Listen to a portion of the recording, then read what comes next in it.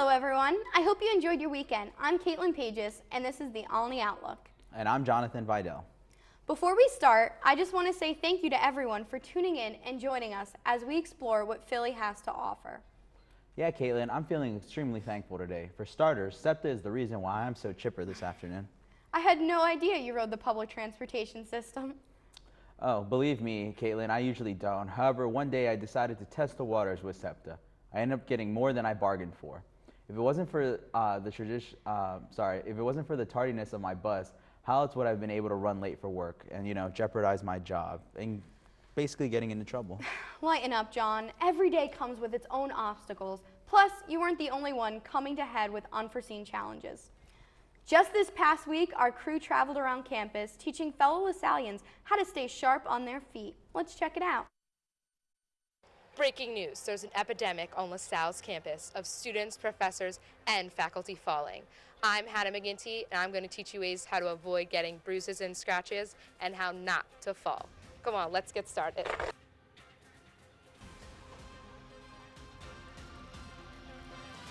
When you're about to take a seat, make sure you look behind you to make sure the seat is secure, like this.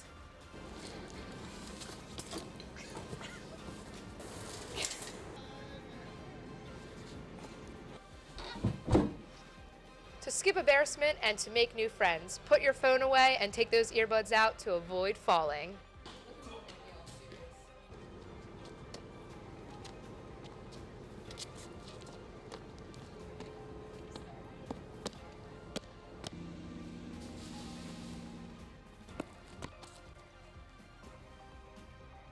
Try leaving earlier to reduce stress and prevent injuries.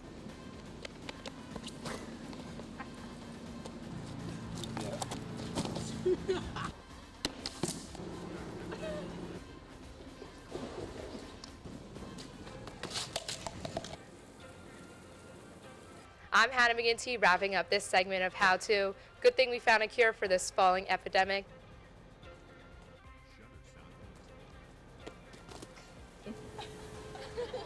Back to you guys in the studio. I really do appreciate your sincerity and passion for wanting to prevent people from falling. You are a true humanitarian.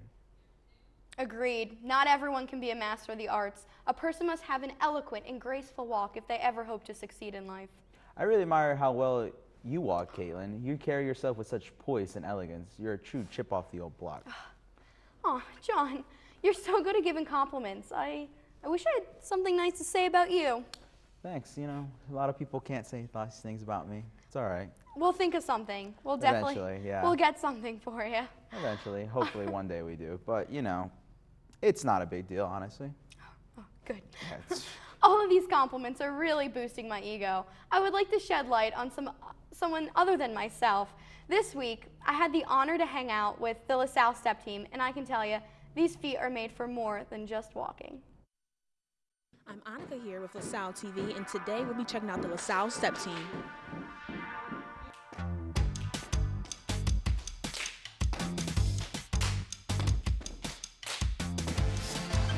To get a real one-on-one experience, we had our fellow correspondent Caitlin Pages join the girls in learning a new step. Let's see just how well she could step to the beat.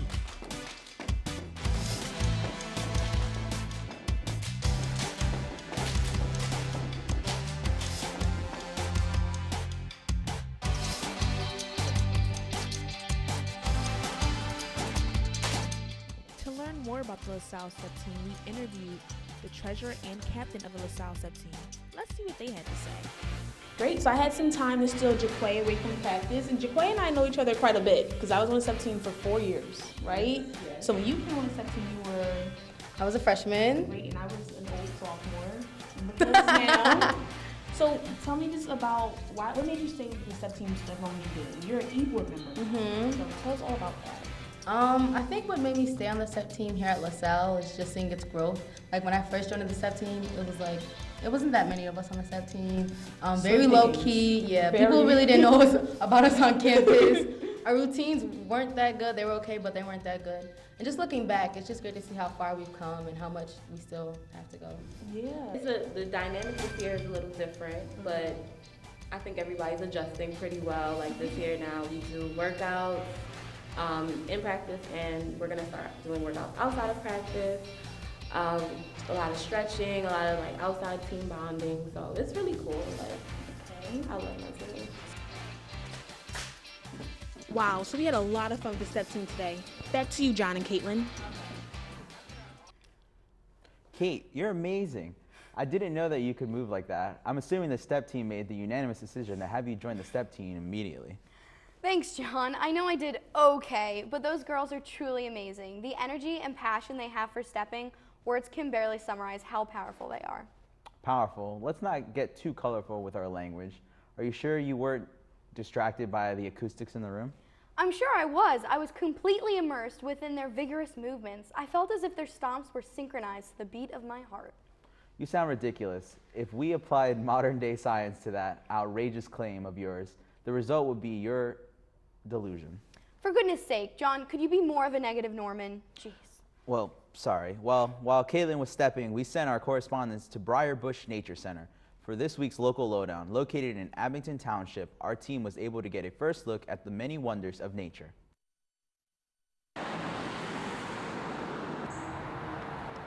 Briarbush got its start actually early in the turn of the last century with a Quaker couple from Philadelphia who bought most of what is now our property, specifically to protect it for birds. So they were big into birds.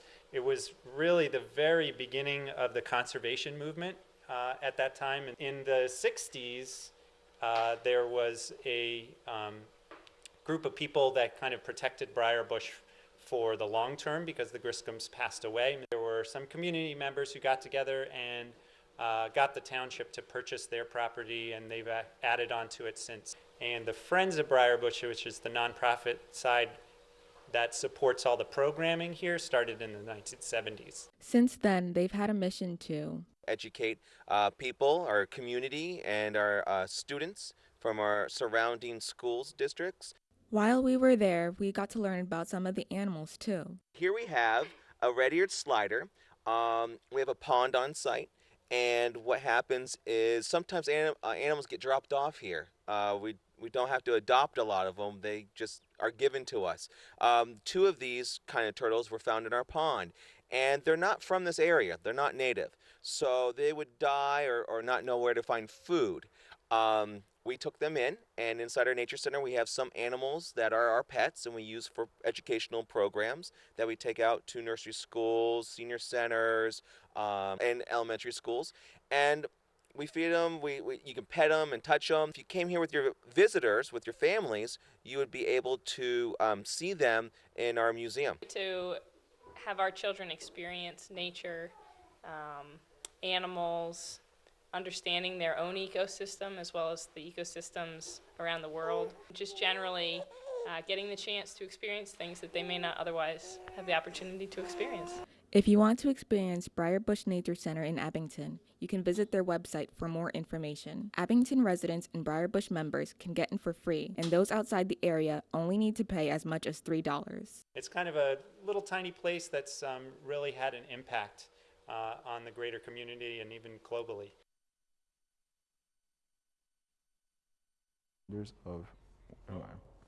Back? Animals were crazy, and those girls are so brave. I'm not sure if I could have done that. Just thinking about it, like I can't even speak. It makes my skin cringe. I disagree. I thought animals were really cool. Briar Bush seems like a really cool place, you know, to get to know, like, you know, nature. Yeah, nature's great. Maybe I'm overreacting a little bit. Did you see that rat? I can't do rats. No, like, even though the rat, like, I'm not discouraged by that. I take great pride in the environment, and like, I recognize the animals that live in an environment that's not mine. But like, also, like, I had the privilege and appreciated nature because I once shared like my dorm room with a possum. His name was Mr. Charles. A possum? Yeah. Named Mr. Charles. Wow. Okay. Well, I hope you're all having a ton of fun with us today and learning a lot about us as well. We're going to take a first commercial break. When we come back, we're going to talk with Joseph Rogers from LaSalle Dining. So stay tuned to hear more from the Olney Outlook.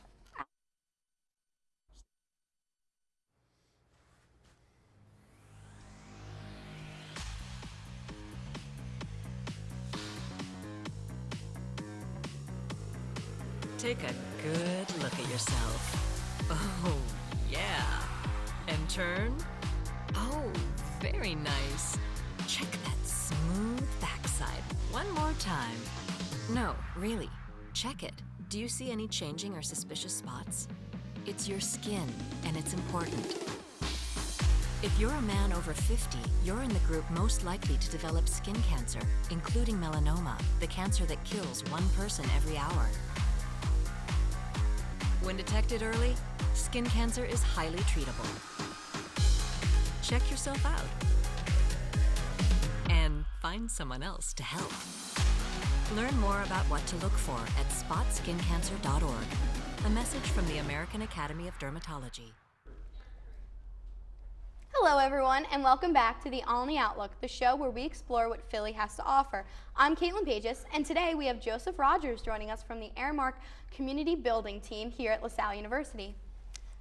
Joseph, welcome. How are you doing today? Wonderful, Caitlin. Thank you for having me today. Thank you. Thank you for coming down to the Comm Center to join us. I know it was a hike. We made it work, though. Perfect. So you're here to talk about your community outreach at LaSalle Dining, are a part of the Aramark community. First off, how did you get involved with LaSalle Dining? So I was hired by LaSalle Dining 1 year ago in December 2015 as their marketing coordinator. So I primarily planned special events and themed meals in the dining hall. But over the summer, my role changed at LaSalle Dining, and I'm now the special programs coordinator. So I get to work with our employees on a more personal level, and I also design community outreach activities so we can get involved in the LaSalle community more. Nice, very nice. So then, what kind of community outreach programs have you designed so far? What's in the works? If you can give us a little bit of an inside scoop, we would love that. That's right, LaSalle exclusive, right? So over the summer, we formed a community outreach team at LaSalle Dining. It consists of myself, our resident district manager, our chef, and 4 managers who all live in the LaSalle neighborhood that surrounds the university. And together we planned a food drive to benefit a local church food pantry. We had that back in September. We had a food demonstration at the Belfield Recreation Center, which is right behind B&G. We participated in the community health fair for the first time, which was a great time. We did a food demonstration, and we're also planning a book drive for the Belfield Recreation Center around the holidays. So that's and then for the spring semester, we're going to be partnering with the LaSalle Community Building Team to be doing some initiatives with them as well. Okay, very nice. So it seems like you have a very eclectic group of events coming up. Can you talk more about the book drive? Because that's interesting for me, especially knowing that you work specifically with dining services, but you're not just involved with food work. So if we can hear more about the book drive. So LaSalle Dining, with our community outreach team, we really want to meet the LaSallian principle of not only about meeting the needs of the local community. So when we visited Belfield Recreation Center for our food drive, for our food demonstration, we realized that they could really use some resources and additional things for the kids there to do. So they have after-school activities and programs for them. They have time for homework, but they really don't have many books. So we want to have a drive among our managers to collect books for the children over there and just have a little holiday gift for them. That's awesome. And how has these events helped the community? Do you get to see it firsthand? How are they received by the community that you're helping? So first, on the LaSalle community, LaSalle Dining certainly has an improved perception among members of the LaSalle community since we participated in the community health fair. That was the first time we participated in that event, and that's something that we look forward to participating for many years to come. We also had a great response at that event and also at the Belfield Recreation Center. We made a taco salad for the children there, and we had 13 children participate, and they had the best time. We taught them how to make tacos, how to set the table, and then we had a nice meal together. So the community loves our participation, and truthfully, our management's having a great time participating with that as well. Very nice. And also, I believe another important part that you guys probably take part in is also increasing the health of the community and the awareness of healthy food. Would you like to discuss that as well? Absolutely. So back in September, Aramark had a national program called Aramark Building Community Day. It's a national day of service, and this year they wanted to push every account across the country to participate in this event. And the theme was to promote health and wellness. So our project was twofold. The first part was the Healthy Food Drive, where we collected cans, pastas, cereals from not only our management, but our employees too. They were ecstatic to participate. And we gave those donations to a local food pantry at the New Covenant Church of Philadelphia in Mount Airy. We donated 270 food items to that food pantry, and the shelves were bare when we arrived there. So we're promoting health and wellness by providing food for the community. And then at Belfield Recreation Center, the theme for that project was healthy food. So we gave the kids all recipe cards of how to choose healthy snack options on their own.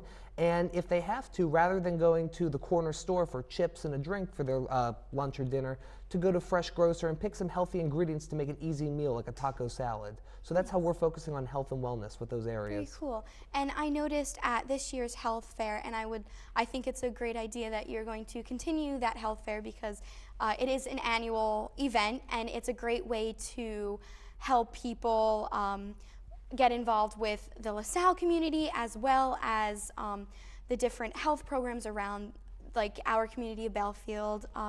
But you gave the opportunity to educate the community as well on health, and I think that's a wonderful thing. But you mentioned about meeting people where they are, essentially. And I love that because not only are you helping the community, but you're also seeing what else they need. So what are some projects that you can think of that maybe aren't in the works yet, or you're just kind of brainstorming? Because I'm sure you have a lot of ideas being in charge of this. What's a scoop that you can give us that maybe not a lot of people know yet? So we have the book drive in the works, which was something that our management staff came up with. But in the springtime, I would love to do a hygiene drive for members for different organizations in the community. Also, we're participating in the spring with the Leadership and Global Understanding Food Drive. And we'd like to follow the direction of the community building team at LaSalle because they're going to provide a great direction for us. Perfect. And of course, this seems like something that you love.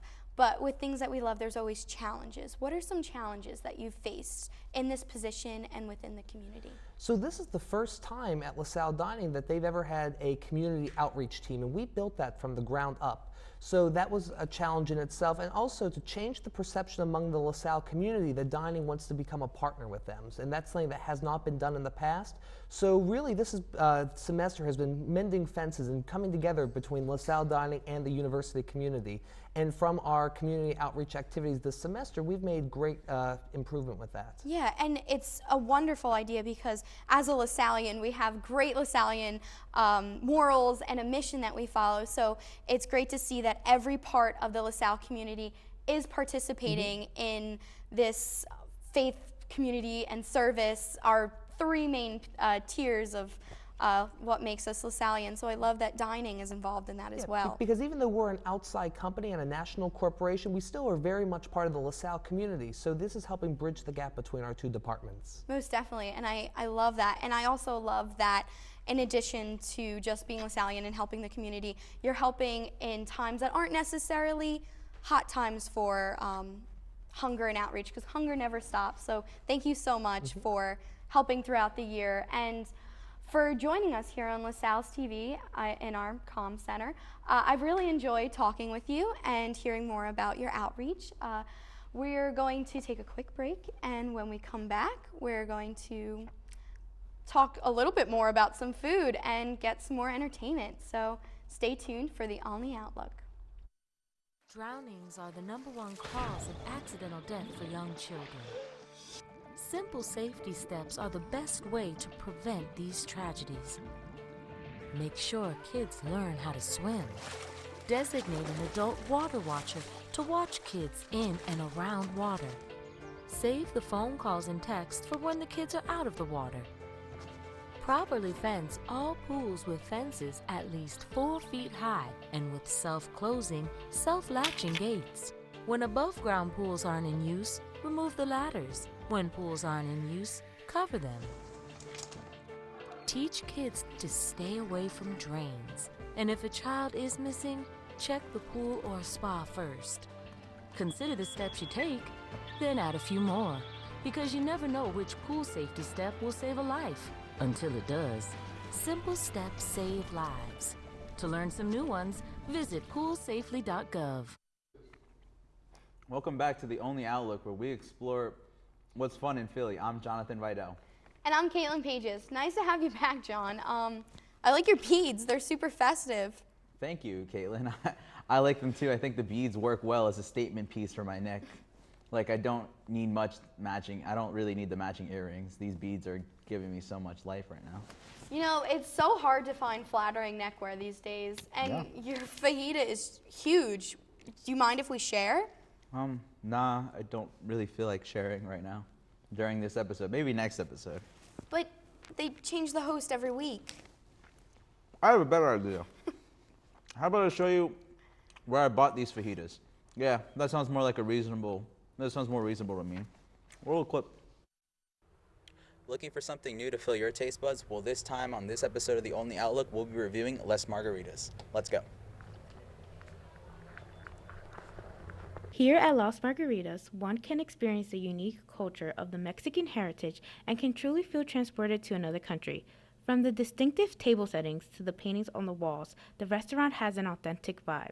The employees were pretty great too, and we had a chance to speak to a few of them to ask what makes this restaurant muy bueno. This is like the best restaurant as far as like fellow employees and coworkers helping each other that I've ever worked at. I like the management staff is very supportive.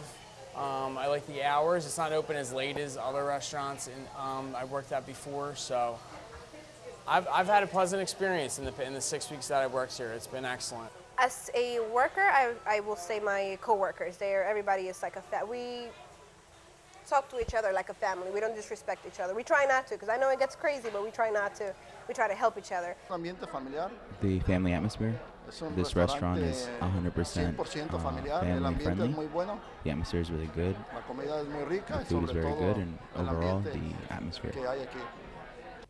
While the employees do work hard to keep the atmosphere enjoyable for everyone, another reason that makes this a great place to visit is, of course, the food. With a large menu and many options to choose from, we had to ask the staff what their favorite dishes are to eat. Quesadilla with grilled chicken and sausage is so good. Quesadillas, there's two different kinds. There's a shredded chicken with peppers and onions. It's like a marinated chicken. It has excellent flavor. And then there's also a grilled chicken that just comes plain with just chicken and cheese. The steak is awesome. All burritos, enchiladas, so like regular Mexican food. It's real good. Preferido mío? My preferred dish. Uy, tengo muchos. Wow, I have a lot. Las fajitas son muy are really buenas. good. If you want to try the chicken fajitas and more, Las Margaritas is located in the Tremont Plaza near the Roosevelt Boulevard. So definitely come check it out if you're in the mood for some real good Mexican food. Like I've never done. Wow, watching that package really makes me hungry for some chicken fajitas and a cold margarita. Yeah, I know, right? That food was so good. I'm totally stuffed right now. I can feel the food baby developing. I might need a nap. Before John falls asleep, we want to conclude our show by playing our favorite game, Challenge Accepted. This week's theme is Professor or Politician. I'm Gavin Lichtenstein, and we are at LaSalle University talking to students on campus to see if they can identify a professor or a politician. Politician or professor? Politician. Politician. What gave it away? His smile and the way he just looks at you, I guess. He's a mean person. Now, do you know who it is? No. I recognize him, but if I heard the name, I'd know. Professor. Politician. No! No! Oh my god, no, it's Pat Toomey. It's Pat Toomey. I'm sorry. Professor. No, that's a politician. That's not too official. Professor. He is correct. That is Tanya Ellis of LaSalle TV. Professor. Professor. Professor Tanya Ellis. Politician? Professor. Professor? Professor. Still don't know who this is. She looks like a politician, but she could be a professor. Her headshot is very professional. Yeah, she's in the business, school business. Well, there you go. School business. A professor. No, that's Mary Shia. Professor. Politician. You know, she look like somebody's grandma. You go first. Professor. Do you know who it is? No. Do you know who it is? No. It is LaSalle President Colleen Hanich. So We should know that. Oh my gosh. President Hanich. Yes. She's not really a professor, though. No. I don't know. Dr. Hanich. That's a professor. Ain't that the president? Yeah, I think so. I swear that look like the president. Oh my gosh, you're killing me. Let's go, Professor. Nah, he's a politician. It's Paul Ryan, Speaker of the House. Sorry. Politician. Politician. Politician. Oh, yeah. So as you can tell, the question professor or politician wasn't as easy as it seemed for some. The question that really tripped up people the most, Colleen Hannett, the university president. Some said she looked like she could be in Washington politics. Also, Speaker Paul Ryan, some said belongs in a classroom here on campus. So as you can tell, the simple question, professor or politician, wasn't so easy for some. Outside on LaSalle University's campus, Gavin Lichtenstein, LaSalle TV.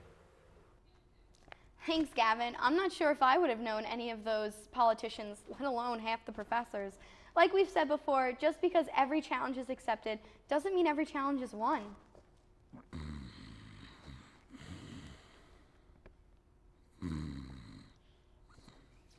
Unfortunately, our time is up. If you enjoyed this episode and are interested in viewing more, check us out at... John, are you really sleeping? Hey, John? We have a few seconds left if you want to... No? Okay. Well, check us out at www.lasalle.edu/LaSalleTV or email us at lasalletv@lasalletv.edu. Once again, I'm Caitlin Pages. And that's John from all of us here at LaSalle TV. Thanks for watching.